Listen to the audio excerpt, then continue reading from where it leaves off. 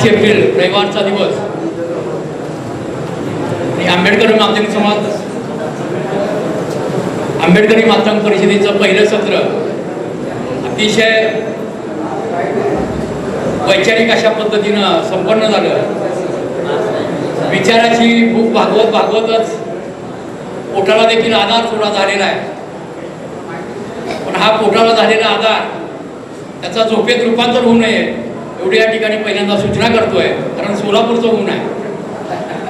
सोलापूरच्या उन्हामध्ये पंख्याच्या हवेखाली दुपारचा माणूस जेवल्यानंतर डोळे झाक करतोय. तसं होऊ नये, तसं होणारही नाही आहे. कारण बोलणारी जी व्यक्ती आहे ती कानाचे पडदे फाटेपर्यंत आवाज देऊन ऐकणं बोलणारी व्यक्ती आहे. म्हणून मी मुद्दामून वकील साहेबांच्या परवानगीनं सूत्रसंचालन करण्यासाठी उभारलोय. माझं ही मान्यवर माणसं अख्ख्या महाराष्ट्राला माहिती आहे की ज्यांनी या व्यवस्थेच्या बुरजाला धक्का दिलेला आहे, ज्यांनी व्यवस्था काय आहे आणि व्यवस्थेला कुठून सुरुंग लावायचा आहे हे त्यांनी चांगलं जाणलेलं आहे. आणि अशा जाणकार वक्त्यांच्या समोर माझ्यासारख्या कार्यकर्त्यांना बोलणं हे माझं भाग्य समजतोय. खरं तर 2019ला झालेली या भारत देशाची लोकसभा आणि त्या लोकसभेमधलं जे वाक्य होतं 700 किलोचं जनावर 5 मिनिटात फाडणारी आमची औलाद आहे, हे वाक्य अख्ख्या महाराष्ट्रभर गाजलं. आणि महाराष्ट्रभर गाजत असताना देशानं डोक्यावर घेतलं. ज्या सुकुमार सरांनी 1983 साली 2000 लोकांबरोबर धर्मांतराची दीक्षा घेतली ते सुकुमार सर या संपूर्ण भारत देशाला ओळखीचे झाले. पण ओळखीचे झाले असताना देखील काय लोकांना ती ओळख डोळ्यामध्ये मनामध्ये ठसली. आणि मग 1 जानेवारीचा मुहूर्त साधत सुकुमार सरांनी तिथं देखील जयभीम घातला. आणि त्यांच्याही लक्षात आलं की खरंच बाबा माग हा आंबेडकरवादी असणं किती काळाची गरज आहे. म्हणून स्वतःच की जे फुले आंबेडकरी विचाराचं जे धोरण आहे, संघटना भरपूर आहेत मातंग समाजामध्ये, पण मातंग समाज राजकारणामध्ये दखलपात्र होत नाही ही त्यांची फार मोठी खंत आहे. आणि ती बरोबर आहे. सत्तेच्या तुकड्यासाठी, भागीदारीसाठी म्हणत नाहीये, सत्तेच्या तुकड्यासाठी तळवे चाटणारे नेते भरपूर झाले, संघटनाही भरपूर झाल्या, पण समाज सुधारणा झाली नाही. समाजावर अन्याय अत्याचार होत गेले. समाज विचाराच्या दिशेने वाटचाल करण्यापेक्षा अधोगतीकडे वाटचाल करत राहिला. परंतु या सर्व परिस्थितीत जाण आणि जाणीव असलेली माणसं मात्र खचली नाही. या माणसाने आपल्या वाणीतून समाजाला जागृत करण्याचं काम केलं. आणि ज्या माणसाने आपल्या लेखणीतून डॉक्टर शरद गायकवाड असतील, डॉक्टर विजय कुमटेकर असतील, सोमनाथ कदम असतील, किंवा आत्ता नौक्याने ज्यांनी कुमटेकर सरांनीच मला सांगितलं की श्रावण क्षीरसागर देखील एक साहित्यिक आहेत. अशा साहित्यिकाच्या लेखणीमधून समाजाचा गुजरेला इतिहास आजच्या तरुणांच्या हातामध्ये ऐतिहासिक रूपानं वाचायला मिळतो. ही खरंच आमचं भाग्य आहे.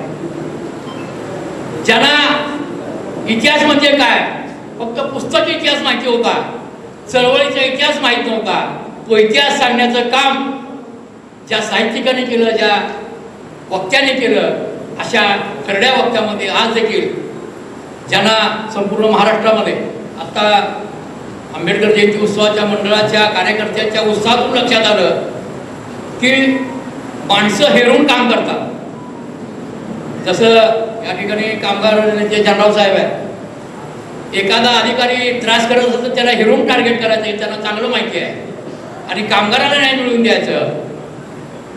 तशा पद्धतीनं समाजामध्ये समाज कोणत्या दिशेनं वाटचाल करतोय हे हेरायचं, त्याला डायव्हर्ट करण्याची जी भूमिका आहे ती भूमिका आज सातत्यानं मग या भारतामध्ये आणि महाराष्ट्रामध्ये भारतीय दलित पॅंथरनंतर दलित स्वयंसेवक संघाचं संघटन असेल की त्याचे संस्थापक सदस्य म्हणून रमेश राक्षसर असतील, अंकर सोनवणे असतील, दिवंगत मोहनराव वाघमारे असतील, यांना आम्ही विसरू शकत नाही. ज्यांनी या महाराष्ट्रातल्या मातंग समाजाला जो गावकुसाच्या बाहेर होता, ज्याला देवाच्या नावावर, अंधश्रद्धेच्या नावावर तोडलं जायचं, बोसरं जायचं, कापलं जायचं, पुरलं जायचं, अशा समाजामध्ये विचाराची क्रांतिज्योत घेऊन मग ते पुण्याची क्रांतिभूमी असेल, समताभूमी असेल, त्या समताभूमीच्या दिशेनं सोलापूरच्या क्रांतिभूमीतून वाटचाल करत असताना सोलापूरच्या एका नामांकित दैनिकाचे संपादक, संचारचे संपादक तत्कालीन रत्नांना वैद्य यांनी या क्रांतिज्योत पदयात्रेचं तुळजापूर नाक्यावरती स्वागत केलं होतं. आणि त्या स्वागताच्या भाषणामध्ये रंगाना वैद्य म्हणाले होते की या तुळजापूरच्या रस्त्याने हातात पोत घेऊन जाणारे मी जोगती बघितलेत, महिला बघितल्या, परंतु याच तुळजापूरच्या रस्त्यानं हातात क्रांतिज्योत घेऊन जाणारी तरुण मुलं पाहतोय. ही खरोखरच समाजाच्या परिवर्तनाची आणि समाजाला दिशा देणारी तत्कालीन दलित स्वयंसेवक संघाची संघटना, ज्याने या संपूर्ण महाराष्ट्रातल्या मातंग समाजामध्ये फुले आंबेडकरी विचार रुजवला. बांधवांनो, मला सांगायला अभिमान वाटतोय की याच प्रांगणामध्ये पूर्वीचं भगिनी समाज 1983 साली याच मैदानावरती तत्कालीन समाज कल्याण मंत्री रामदास आठवले आणि त्यावेळेचे संघप्रमुख मोहनराव वाघमारे या दोघांच्या नेतृत्वाखाली इथं DSAचा फार मोठा मेळावा आयोजित करण्यात आला होता. आणि त्यावेळेस रामदास आठवले म्हणले होते की मांग आणि महार हे फुले आंबेडकरी चळवळीच्या विचाराची दोन चाकं आहेत आणि ही चाकं जर एका दिशेने चालली तर या राज्याचा मुख्यमंत्री महाराजा होईल आणि उपमुख्यमंत्री मागाचा होईल, ही दिशा दाखवणारी त्यावेळेची परिषद. त्यानंतर या सोलापुरामध्ये, महाराष्ट्रामध्ये या संघटनेच्या कार्यकर्तृत्वाला काही राजकीय नेत्यांनी स्वतःकरता वापरून घेऊन जे गालबोट लावलं, त्यानंतर या संघटनेची शटलं उडाली. पण त्या संघटनेमध्ये ज्यांनी ज्यांनी विचाराचं आणि कर्तृत्वाचं देणं दिलं, त्याग केला, ते तत्कालीन सैनिक आज देखील हयात आहेत आणि त्यांच्याच विचाराचा वारसा घेऊन आमच्यासारखी तरुण मुलं आज देखील त्या विचारानं वाटचाल करत आहेत. मी जास्त वेळ घेत नाही आहे. पुढं जेवल्यानंतरची डोळे झाक उघडावी म्हणून मी आपल्यासमोर 2 शब्द व्यक्त केलेले आहेत. या दुसऱ्या सत्राच्या प्रस्तावना करावी असं मी आमच्या मातंग समाज कृती समितीचे शहराध्यक्ष व मातंग समाजाचा असेल किंवा बहुजन समाजातला कोणताही अन्यायग्रस्त व्यक्ती असेल, मला अभिमान वाटतो या ठिकाणी. अन्याय कोण कुणावर केला हे महत्त्वाचं नाही, अन्यायकर्त्याला शिक्षा झाली पाहिजे याकरता न्यायालयामध्ये, भले आम्ही न्यायालयाच्या कंपाऊंडच्या बाहेर आम्ही सोबत आहे, परंतु डायसवरती न्याय मागण्यासाठी ज्यावेळेस लढतो तशा पद्धतीनं लढून त्या अन्यायग्रस्त व्यक्तीला न्याय मिळवून देण्यासाठी आमच्यासोबत सातत्यानं सक्रिय असलेले आमचे मातंग समाज कृती समितीचे शहराध्यक्ष सन्माननीय ॲडव्होकेट शैलेश पोटफोडे यांना मी या ठिकाणी आमंत्रित करतो.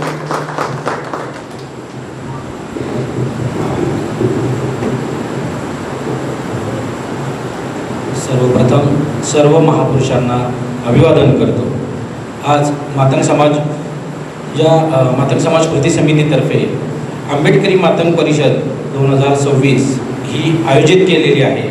या परिषदेकरिता मातंग समाजाचे महाराष्ट्रातील तसेच देशातील नामवंत आणि प्रख्यात असे आपल्यासमोर साहित्यिक, विचारवंत, ज्येष्ठ विचारवंत, ज्यांनी आंबेडकरी चळवळीमध्ये रस्त्यावरची लढाई लढून ती रस्त्यावरची लढाई एका पुस्तकामध्ये छापून आणि त्या पुस्तकांचा प्रचार प्रसार करून प्रत्येक तरुणांच्या घरामध्ये पसरवणारे आपले साहित्यिक तसेच आपले ज्येष्ठ विचारवंत सर्वजण, या सर्वांना माझा क्रांतिकारी जय भीम. आणि तुम्ही सर्व इथं जमलेला आहेत त्यांना पण क्रांतिकारी जय भीम. आता मातंग समाज समितीतर्फे आंबेडकरी मातंग परिषद घेण्याचं कारण काय, किंवा हे आंबेडकरी मातंग परिषद का बरं घ्यावी वाटली, याचा जवळजवळ आम्ही एक घटना घडली होती 2018 साली. आपल्या एका मातंग समाजाच्या तरुणीवर अन्याय अत्याचार झालेला होता. त्यावेळेस मी नवीन म्हणजे वकीलमध्ये प्रॅक्टिस करत होतो कोर्टामध्ये. त्यावेळेस माझ्यामध्ये चीड येत होती, राग येत होती, हे आपल्या समाजावर का अन्याय होतोय, आणि आपल्या समाजावर जर अन्याय झाला तर त्या आरोपींना शिक्षा काय मिळत नाही. जर शिक्षा जरी मिळत नसली तरी त्याच्या विरुद्ध कोण आवाज किंवा उठाव का करत नाहीये, याच्याबद्दल माझ्या मनामध्ये सतत प्रश्न निर्माण होत होते. त्यासाठी मग आता करायचं काय, नुसतं माझा मी विचार मनामध्ये घेऊन याचा काय उपयोग होईल का, याबद्दल मी आमच्या मातंग समाज कृती समिती या समितीचे सर्व पदाधिकारी, अध्यक्ष जिल्हाध्यक्ष युवराज पवार असतील, उपाध्यक्ष आमचे श्रीकांत देडे साहेब असतील, कार्याध्यक्ष राजाभाऊ क्षीरसागर असतील, माजी नगरसेवक, तसेच सचिव आमचे बोराडे साहेब असतील, रमेश बोराडे साहेब आहेत, तसेच मसुदेव रणवे आहेत, कोषाध्यक्ष हिरालाल आडगळे आहेत, प्रभाकर कांबळे आहेत, मीडिया प्रमुख विकी पवार आहेत, तसेच प्राध्यापक दिगंबर झोंबाडे साहेब आहेत, शशिकांत डोलारे आहेत, अमोलदादा पोटपुडे आहेत, या सर्वजण व इतर मातंग समाज कृती समितीचे सर्व पदाधिकारी आम्ही सर्व एकत्र बसून काहीतरी समाजासाठी केलं पाहिजे. समाजाने आपल्यासाठी काहीतरी दिलेलं आहे बाबासाहेबांच्या विचारावर, आणि बाबासाहेबांनी दिलेल्या एक प्रकारे त्यांनी बाबासाहेबांनी आपल्यावर एक उपकार म्हणून आपल्याला जी काही आपल्यामध्ये जगण्यासाठी जी काही शक्ती दिलेली आहे किंवा संविधान दिलेले आहे, संविधानाच्या माध्यमातून आपण जगतोय, वावरतोय, कुठेतरी आपण बोलतोय, हे बोलणं एका मर्यादित सीमेपर्यंत न राहता याचा काहीतरी काम केलं पाहिजे, सर्वांनी एकत्र आले पाहिजे. याच्यासाठी मातंग समाज कृती समितीची आम्ही स्थापना केली. तर या मातंग समाज कृती समितीने नुसतं नावाला मातंग समाज कृती समिती म्हणजे काय, कृती म्हणजे काय, इथं काय कृती असणार आहे किंवा काय असणार आहे, तर या मातंग समाजाने कृती करायची आहे. तर काय कृती करायची आहे, तर समाजातील सर्व घटकांना, सर्व नागरिकांना, आपल्या समाजातील वाड्या वस्त्यावरील ते सर्व मातंग समाज असेल, बहुजन समाजातील सर्वांना एकत्रित घेऊन आपल्याला एक संघटन स्थापन करायचं आहे. आणि त्या संघटनेच्या माध्यमातून जर अन्याय झाला, जर अत्याचार झाला तर त्याच्या विरुद्ध रस्त्यावर चळवळ उभी करायची आहे. आणि रस्त्यावर चळवळ उभी करून त्याच्यावर गुन्हे दाखल होत नसेल तर पोलीस स्टेशनवर मोर्चा काढायचा. मोर्चा जर काढून जरी उपयोग झाला नाही तर कोर्टामध्ये जाऊन पोलिसांच्या विरोधात प्रायव्हेट कंप्लेंट केस करून ती 156(3) प्रमाणे आम्ही असे कितीतर केसेस म्हणजे असं जे पोलीस दाखल करत नाहीत, अन्याय होतो, अत्याचार होतो, अॅट्रॉसिटीचे गुन्हे दाखल होतात. पण या अॅट्रॉसिटीचा आता जर आपण बघायला गेलो जरा वेळ कमी आहे. सुकुमार कांबळे सर आहेत, त्यांना बोलायचं आहे, फक्त एक थोडक्यात सांगतोय. अॅट्रॉसिटी बद्दल जर सांगायचं झालं तर आता कमकुवत कायदा करत आहेत, सध्या टेबल जमीन म्हणून त्यांना आरोपी तसेच सुटत आहेत. या अॅट्रॉसिटी विरुद्ध पण आपल्याला एक सक्षम असा पुन्हा कायदा, तोच जो सुरुवातीला आला होता तोच कायदा परत एकदा केला गेला पाहिजे. आणि त्याची जी कलमं जी शिथिल केलेली आहेत, मी शिथिलच म्हणेन, कारण त्याच्यामध्ये काही दमच ठेवलेला नाही आहे. कारण एखाद्या महिलेवर, एखाद्या आपल्यावर जर शिवीगाळी जरी केली तर त्याच्यावर आता अॅट्रॉसिटी प्रमाणे त्याला अटक पण होत नाही आहे. असे काही बरेच प्रश्न आहेत. त्या बरेच प्रश्नांना काहीतरी करायचं, त्यासाठी आम्ही 2018-19 मध्ये मी आणि युवराज पवार आमचे अध्यक्ष आणि बाकीचे समितीचे पदाधिकारी राजाभाऊ क्षीरसागर असतील, आमचे देडे साहेब असतील, बोराडे साहेब असतील, यांना त्यावेळेस मी म्हटलं 2018-19 मध्ये की आपल्याला मातंग परिषद घ्यावी लागेल. आपल्याला मातंग परिषद घेऊन ज्याप्रमाणे बाबासाहेबांनी परिषद घेतलेल्या होत्या, पण ती परिषद वेगळी होती बाबासाहेबांची, आता आपल्याला परिषद घ्यायची आहे. कारण जी चळवळीतनं जे काही आम्ही रस्त्यावर लढतोय, आम्ही हे करतोय, प्रत्येकाचे ग्रुप होतात, पक्ष होतात, पण तो बाबासाहेबांचा विचार कुठंतरी थांबला गेलेला दिसतोय. आता त्या बाबासाहेबांच्या विचारांना आपल्याला जागर करण्यासाठी आणि प्रत्येकामध्ये बाबासाहेबांचे विचार प्रेरण्यासाठी ही म्हणजे आंबेडकरी परिषद आयोजित केलेली आहे. या परिषदेचा मुख्य उद्देश हाच आहे की मातंग समाजाचा आंबेडकरी चळवळीमध्ये सहभाग काय आहे. मला दोन समाजामध्ये भेद नाही आहे की आम्ही बाबासाहेबांचे वारसदार आहेत का त्यांनी बाबासाहेबांचे वारसदार आहेत, पण आपल्या मातंग समाजाला जसं सुकुमार कांबळे साहेब सांगतात की आम्ही जनावर 5 मिनिटात संपवून टाकतोय, त्या प्रकारे आम्हाला पण हीच अपेक्षा आहे की बाबासाहेबांच्या सोबत मातंग समाजातील लोकांनी केलेला सहभाग आणि घेतलेली त्यांच्यासोबत असलेला सहभाग हा प्रखरपणे आपल्या मातंग समाजासमोर गेला पाहिजे. कारण आपल्या मातंग समाजाला हेच माहीत नाही की बाबासाहेबांसोबत आपण काम आपल्या कोणी काम केलेलं आहे, कसं काम केलेलं आहे सुरुवातीच्या परिषदेमध्ये झालेलं आहे, पण त्या अगदी प्रखरपणे मांडण्यासाठी आम्ही ज्यावेळेस परिषदेचं आयोजन केलेलं होतं त्यावेळेस 2 आग्रहाची नावं अशी आली की प्रत्येकांच्या तोंडात आली. एक सुकुमार कांबळे सर आणि आमचे राक्षे साहेब यांच्या दोघांची नावं एकदम सर्वांच्या समितीच्या एकदम ह्याच्यामध्ये झाली. म्हणजे सरांना आपण बोलवलंच पाहिजे त्याबद्दल. आणि तसेच प्राध्यापक शरद गायकवाड सर यांचं साहित्य आहे, कुमटेकर सर यांचं साहित्य आहे आणि बाकीचे जे प्रमुख पाहुणे आहेत यांचं देखील काम आहे. या सर्वांना आपण एकत्रित घेऊन काहीतरी आपण सोलापूरमध्ये एक वेगळा संदेश देण्याचा प्रयत्न करू. केवळ मातंग समाज कृती समिती जयंती साजरी न करता बाकीचे बाबासाहेबांच्या विचारावरचे जे काही धोरण आहेत, बाबासाहेबांनी जे काही त्यांना अपेक्षित होते असा समाज, तो समाज घडवण्यासाठी आपल्याला ही पत्रकार परिषद हे आपले मातंग समाज परिषद ही आयोजित करण्यात आलेली आहे. जास्त वेळ घेत नाहीये आणि मी पुढील सूत्रे युवराज पवार यांच्याकडे देतो. खरं तर शैलेश पोटपुणे हे वकील आहे. एक जाणीवपूर्वक का सांगतोय, यांनी वकिली सनद मिळवण्याकरता वकिली केली, पण त्या वकिलीच्या सनदवर बाबासाहेबांचा फोटो यावा म्हणून डॉक्टर बाबासाहेब आंबेडकर मराठवाडा विद्यापीठामध्ये लॉची डिग्री मिळवली आणि त्या डिग्रीवर बाबासाहेबांचा फोटो आला. असे हे व्यक्तिमत्व आहे. दुसरं व्यक्तिमत्व असं आहे की या मातंग समाज कृती समितीला आम्ही ज्यावेळेस जे बी काय प्रश्न असतील, सामाजिक प्रश्न असतील, सामाजिक काय उपक्रम असतील, तर आमची प्राध्यापक मंडळी आहे की जी प्राध्यापक मंडळी आता विचार न करता खिशादार घालून आम्हाला मदत करतात. त्यापैकी प्राध्यापक चोंबाडे सर, प्राध्यापक हाटकर सर, त्याचबरोबर त्यांचे सहकारी गंठेवाड सर, वाघमारे सर वगैरे. पण यांना खिशात हार घालायची ज्यांनी सवय लावली ते त्यांच्या शेजारीच बसलेले डॉक्टर प्राध्यापक MD शिंदे सर. बाप्पा हो म्हणत त्यांनी समाजातल्या तरुण मुलाला सांगितलं की या दिशेनं जा. तो माणूस कोणत्या जातीचा हे बघायचं नाही, पण त्या माणसाला सांगायचं त्या विचारानं जा तर तुझं कल्याण होणार आहे असा सांगणारा एकमेव व्यक्तिमत्व असलेला. तो समाज कोणता का असणार, MD शिंदे सरांना आज देखील बहुजन समाजामध्ये फार मोठं मानाचं स्थान आहे. असं व्यक्तिमत्व सुद्धा आज आमच्यासमोर एवढ्या मोठ्या व्यक्तिमत्वाला ऐकाय बसलेलं आहे. आता ज्यांना आपण ऐकणार आहात प्राध्यापक डॉक्टर विजयकुमार कुमटेकर. विजयकुमार कुमटेकर यांनी परवाच राजा प्रसन्नजीत नावाचं पुस्तक लिहिलं. पण त्याही अगोदर सांगतो की डॉक्टर विजयकुमार कुमटेकर हे मच्छोदरी विद्यालयामध्ये प्राध्यापक आहेत. कर्नाटकच्या युनिव्हर्सिटीमध्ये त्यांचं बुद्धाची शपथ नावाचं पुस्तक हे अभ्यासाला आहे. हे साहित्यिक आज आपल्यासमोर आजचा विषय आपल्यासमोर मांडणार आहेत. म्हणून मी सन्माननीय प्राध्यापक डॉक्टर विजयकुमार कुमटेकर सरांना आमंत्रित करतोय की आजचा जो विषय आहे राजा असलेला समाज पोतराज का झाला, त्याच्या अवस्थेला जबाबदार कोण, या विषयाच्या अनुषंगानं त्यांना या ठिकाणी मी बोलवतोय. त्यांचा सत्कार मगाशीच झालेला आहे आणि सत्काराचा विषय निघाला बोलतो. सर्व सत्कार मूर्तीला आमचं सांगणं आहे, तुम्हाला जो आम्ही बुके दिलेला आहे तो फुलाचा बुके नाही आहे, तो नॅपकिनचा बुके आहे. आता उन्हाळ्याचे दिवस आहे, कुणाची गाडी AC असते, कुणाची गाडी AC नसते.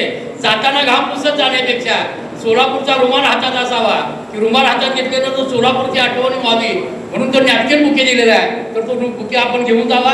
कुमटेकर सरांचा उद्घाटन स्तरीय सत्रामध्ये सत्कार झाला आहे. तर मी जास्त वेळ घेत नाही, सरांना आमंत्रित करतो की त्यांनी आपल्या विचाराला सुरुवात करा.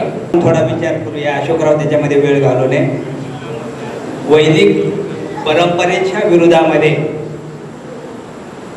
कर्मकांडाच्या विरोधामध्ये ज्या ज्या महापुरुषांनी पहिल्यांदा विरोध करून या देशातून कर्मकांड नष्ट करणं, या देशातील तमाम बहुजन समाजाला जागृत करणाऱ्या महापुरुषांना प्रथमतः अभिवादन करतो. मित्रहो, मातंग परिषद आणि त्यातल्या त्यात पुन्हा आंबेडकरवादी मातंग परिषद म्हटल्याच्या नंतर सोशल मीडिया पासून ते अनेक जण आपल्याला टार्गेट करताना दिसून येते. जेव्हा आंबेडकरवादी मातंग परिषदेची कल्पना अशोक पालखेंनी मांडली. अंबाजोगाईपासून सुरू झालेली ही मातंग परिषद, तिथपासून आम्ही त्यांचे साथीदार. या कार्यक्रमासाठी युवराज पवारही होते, मी स्वतःही होतो. कारण आंबेडकरवादी म्हटलं की अनेकांच्या मातंग समाजाच्या कपाळावर लगेच एक वेगळा तिरस्कार पाहायला मिळतो. पण मित्रांनो, एक लक्षात घ्या की आंबेडकरी वादी मातंग समाज होणं ही खऱ्या अर्थानं काळाची कशी गरज आहे या परिषदेच्या माध्यमातून आपल्याला या निमित्तानं ऐकायचंय. कारण आपल्या मातंग समाजाची असलेली मन जी आहेत, अनेक वेगवेगळ्या संघटनांनी कशा पद्धतीने नासवलेली आहेत हे आपण चांगल्या पद्धतीने पाहतो. म्हणून या विचारपीठावरील असणारे पहिल्या सत्राचे उद्घाटक रमेशजी राक्षे, या सत्राचे अध्यक्ष आदरणीय प्राध्यापक सुकुमारजी कांबळे, माझ्यासोबत आलेले क्षीरसागर, ज्यांनी ही मातंग परिषद या ठिकाणी आयोजित केली, युवराज पवार आणि त्यांची सर्व समितीचे सदस्य, सभागृहातील उपस्थित प्राध्यापक शरद गायकवाड, झोंबाडे सर, अशोक पालखे, विद्रोही कवी अशोक घोडे आणि या सभागृहामध्ये असलेले उपस्थित, ज्याने आंबेडकरी विचाराचे पाईक असलेले, ज्यांचे आजोबा बाबासाहेबांच्या चळवळीमध्ये सातत्याने हिरिरीने सहभागी झालेले आणि आंबेडकरी निष्ठा काय असते हे आपल्या लेखणीतून दाखवून देणारे, आरटी बारटी पासून ते सातत्याने शासनावर लेखणीच्या माध्यमातून झोड उठविणारे भरतकुमार मोरे, या सभागृहातील बंधू आणि भगिनींनो, माझा जो विषय आहे, राजा असलेला समाज पोतराजा कसा झाला या व्यवस्थेत जबाबदार कोण? मित्रहो, जो समाज स्वतःचा इतिहास विसरतो तो समाज कधीच स्वतःचा इतिहास घडवू शकत नाही. म्हणून प्रत्येक समाजाला स्वतःच्या इतिहासाची जाणीव करून देणं हे या आंबेडकरी परिषदेचं फलित आहे मित्रांनो. म्हणून कवी गालिब असं म्हणतो, जिस शहर में बारिश न हो उस शहर की फसलें खराब होती है. जिस शहर में बारिश न हो उस शहर की फसलें खराब होती है और जिस समाज को अपना इतिहास मालूम न हो उस समाज की नफलतें खराब होती है. म्हणून आपल्या येणाऱ्या पिढीला खराब होऊ द्यायचं नसेल, येणाऱ्या पिढीला आपला इतिहास वर्तमान सांगायचा असेल तर अशा आंबेडकरी परिषदेला महाराष्ट्रातल्या प्रत्येक जिल्ह्यामध्ये होण्याची आवश्यकता आहे. काही जण म्हणाले की आंबेडकरी परिषदा घेण्याची आवश्यकता नाही. का नाही आंबेडकर परिषदा घेण्याची? अरे आम्हाला आमचा इतिहासच माहित नाही, आम्हाला आमचा इतिहास कोणी सांगितलेला नाही. आमचा इतिहास काय आहे, भूगोल काय आहे, वर्तमान काय आहे, आमचं भविष्य काय आहे? कारण हा जो देश आहे, या देशातल्या असणाऱ्या मातंगांना या अवस्थेस आणण्याचं काम कोणी केलं? मित्रांनो, मातंग समाजाला ज्या पद्धतीनं चित्रपटामध्ये डायलॉग फार फेमस झाला, मातंगाच्या वज्रमुठीमध्ये असणारे हिंदुत्व आहे. काय मातंगाच्या वज्रमुठीत हिंदुत्व आहे? गावची सरपंच झाली, रात्रीतून पळून जावं लागलं, वज्रमुठीतलं हिंदुत्व. दिवसा बहिण्या आमच्या बहिण्यावर अत्याचार झाले, कुठं गेलं हिंदुत्ववादी वज्रमुठ?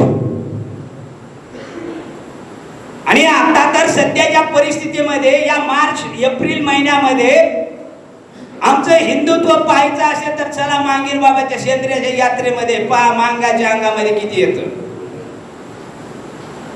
हिंदुत्व पाहायचं असेल तर चला चंद्रपूरला.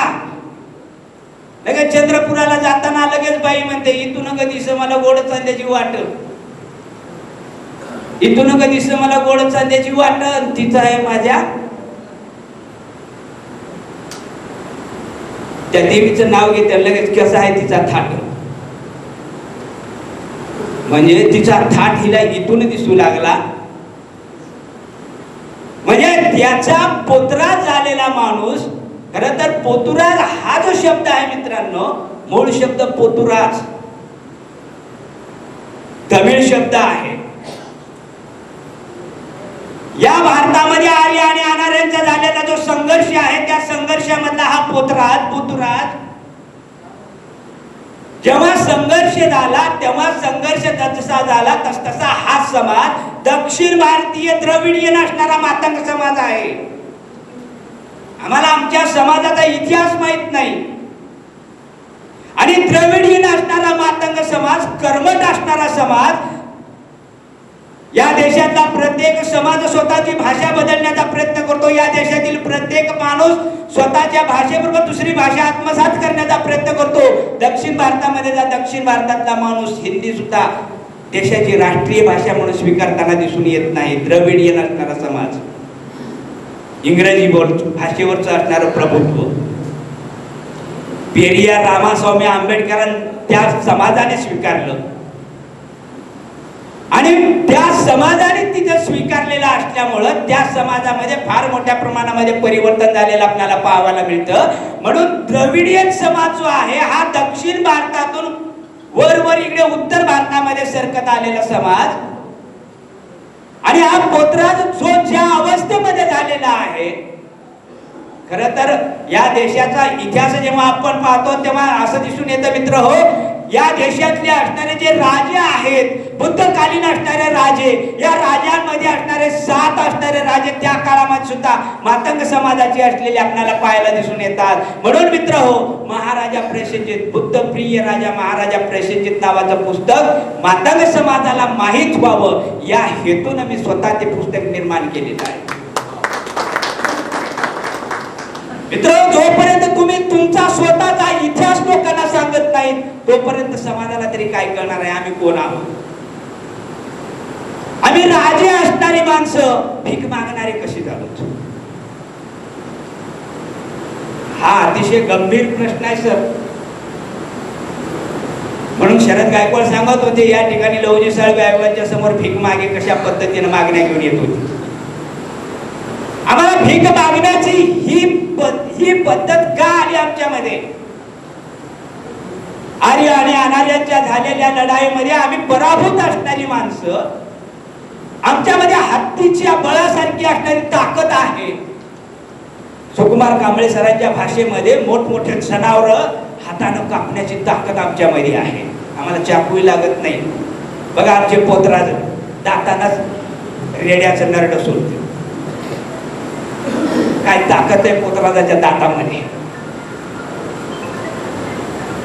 म्हणजे आमचा पोतराज, खरं तर या पोतराजांचे असणारे आसूड जे आहेत, खरं तर तो पोतराज आपल्या अंगावर आसूड जरी मारून घेत असला तरी इथल्या धर्म व्यवस्थेवर पडणाऱ्या त्याच्या आसूडाचे फटके असले पाहिजे. धर्म व्यवस्था ही मुरदाड झालेली आहे. धर्म व्यवस्था कधीही त्याला जवळ घ्यायला तयार नाही. म्हणून पोतराज हा दुर्लक्षित असलेला समाज स्वतःच्या पोटासाठी, स्वतःच्या इज्जतीसाठी भीक मागतो. त्याला भीक मागायला कोणी लावलं? या व्यवस्थेला जबाबदार कोण आहेत? याचा जेव्हा आपण दांडोळा घेतो तेव्हा मित्र आपल्याला असं दिसून येतं की आम्ही पराभूत असणारी माणसं संघटित नाही आणि संघटित नसल्यामुळं आमच्यावर कोणीही यावं आणि राज्य करावं अशी परिस्थिती आहे. म्हणून त्या पोतराजाला आजही घर नाही, जमीन नाही, दार नाही, वनवन भटकतो, वनवन फिरतो. आणि हा पोतराज समाज व्यवस्थेचं खऱ्या अर्थानं रडगाणं अशा पद्धतीनं मांडत असतो. खरं तर तो रडगाणं नाही मांडत, पण स्वतःच्या पोटासाठी कशा पद्धतीने जगत असतो. परंतु मित्र एक लक्षात घ्या की या पोतराजामध्ये सुद्धा परिवर्तन होऊ लागले अलीकडच्या काळामध्ये, पण मातंग समाज परिवर्तनाच्या दिशेने जायला तयार नाही, बदलायला तयार नाही. ज्या पद्धतीने फुले शाहू आंबेडकरी चळवळीचं नाव जरी या समाजाच्या समोर काढलं की अनेक समाजातले असणारे लोक संशयाने त्याच्याकडे पाहतात, लगे बुद्ध झाला की काय? बुद्ध होणं म्हणजे आंबेडकर वाद स्वीकार. म्हणून मित्रांनो, एक लक्षात घ्या, ज्या पद्धतीने पहिल्या परिसंवादामध्ये विषय आला, वक्त्याने बोलताना सांगितलं की अलीकडच्या काळामध्ये चाललेल्या समाजामध्ये जे काय आरक्षणाची वर्गीकरणाची चळवळ आहे, आमचे असलेले 150 नेते इथल्या वर्ण व्यवस्थेचं गुणगान गात असताना आणि मातंग समाजाला फसवत असताना काही आमच्यातले अडाणी टप्पू नेते 7वी पास आहेत का नाही ती माहित नाही, परंतु मोठ्या अभिमानाने सांगतात श्रीकृष्ण आपला भाऊजी आहे.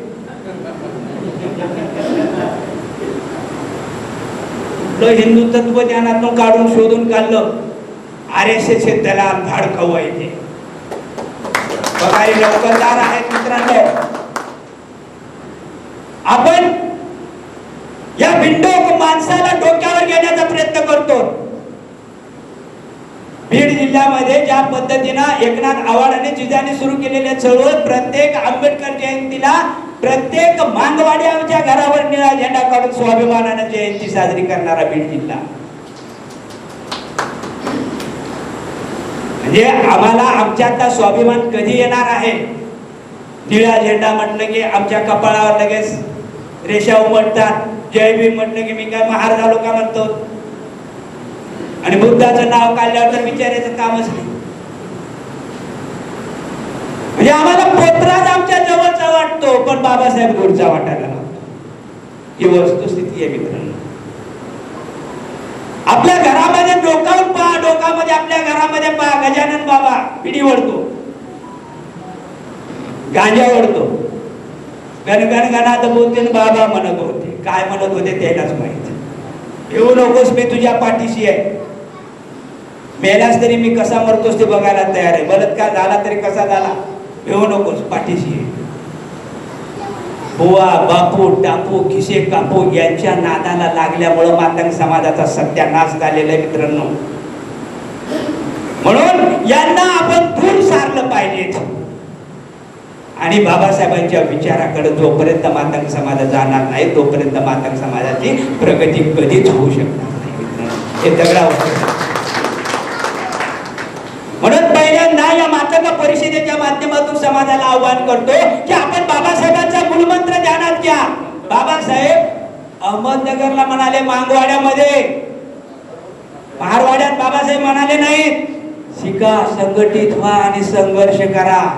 बाबासाहेबांचं माळीवाड्यामधलं मांगवाड्यातलं भाषण आहे. पार्टीच्या वतीनं जे मातंग परिषदेचा अभ्यास करण्यासाठी मी स्वतः रमेश राक्षे त्या समितीमध्ये आहोत.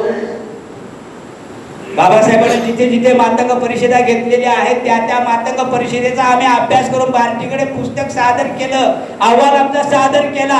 अहवाल सादर करून 1-1.5 वर्ष होतंय.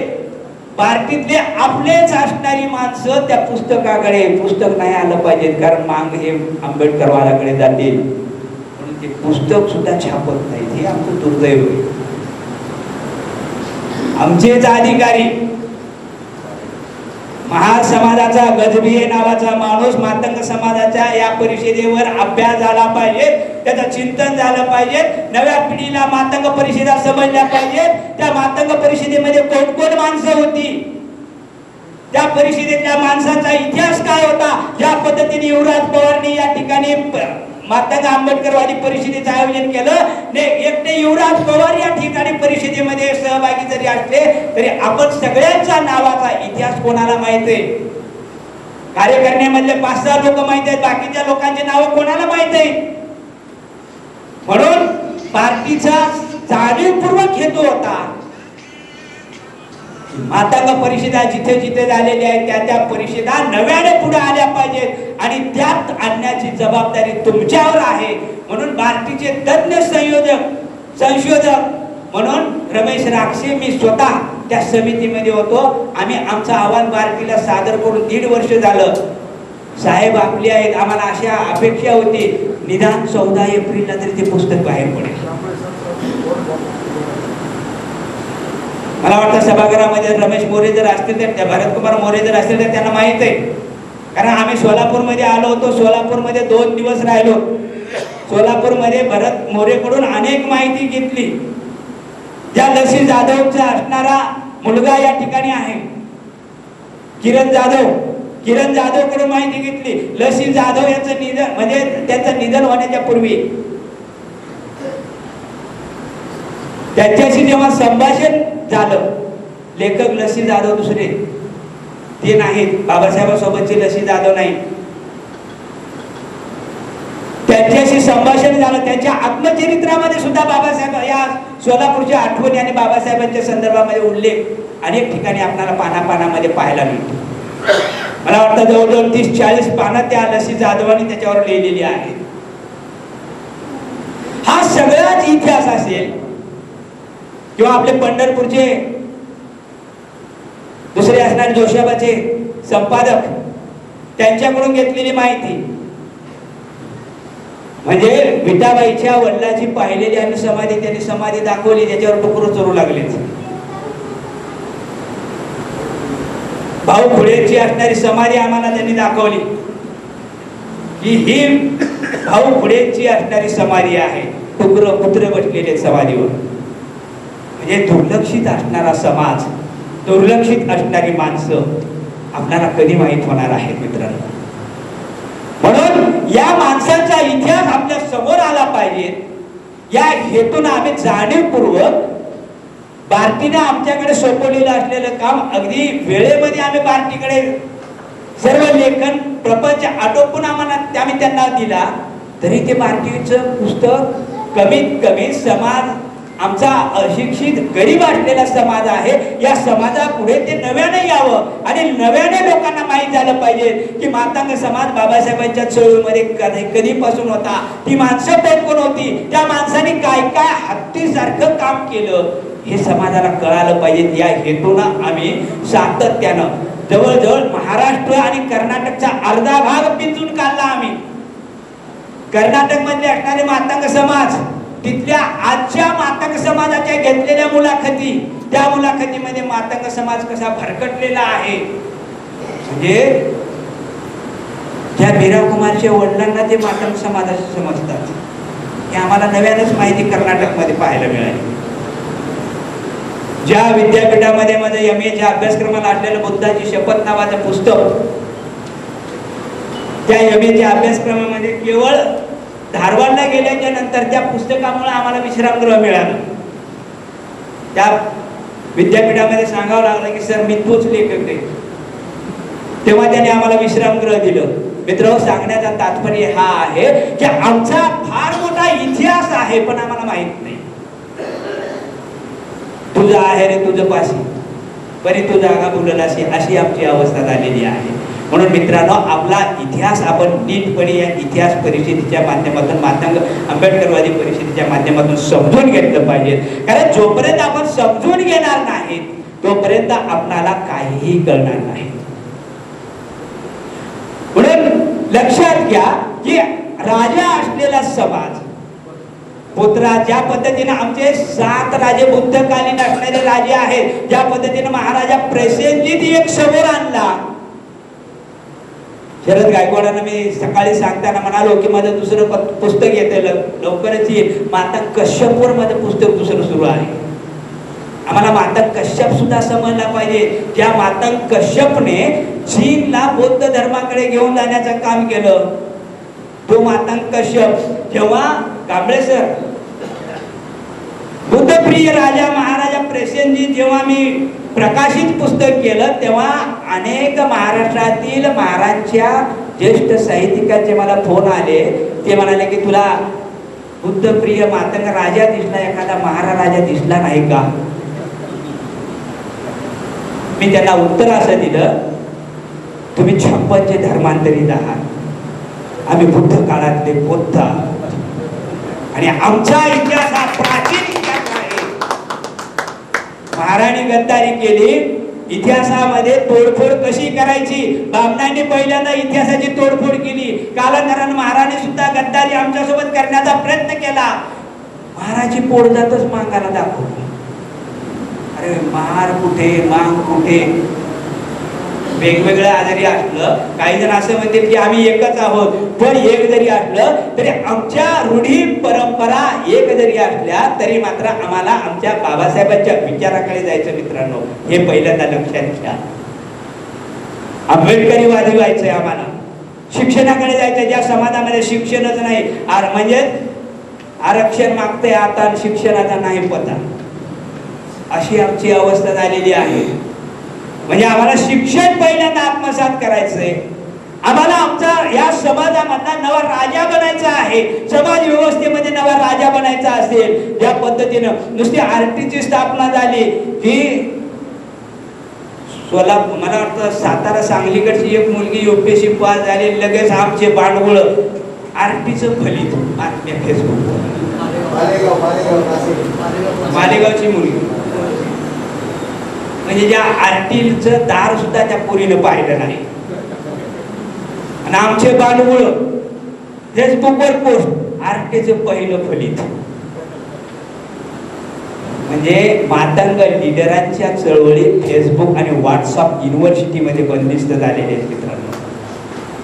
याच्या पलीकडे आपण गेलं पाहिजे. आपला इतिहास, वर्तमान काळ काय आहे आणि आपल्याला कोणत्या दिशेला जायचं आहे हे जर नीटपणे समजून घ्यायचं असेल तर अशा आंबेडकरवादी परिषदेशिवाय आपल्याला पर्याय नाही. म्हणून आंबेडकरीवादी परिषदा प्रत्येक जिल्ह्यामध्ये, तालुक्यामध्ये होणं ही अत्यंत काळाची गरज आहे. म्हणून येणाऱ्या पिढीला आपला वर्तमानकालीन इतिहास नीटपणे समजावण्याचं काम या निमित्तानं आपण करूया, एवढीच अपेक्षा या निमित्तानं ठेवतो आणि मी माझ्या शब्दाला विराम देतो.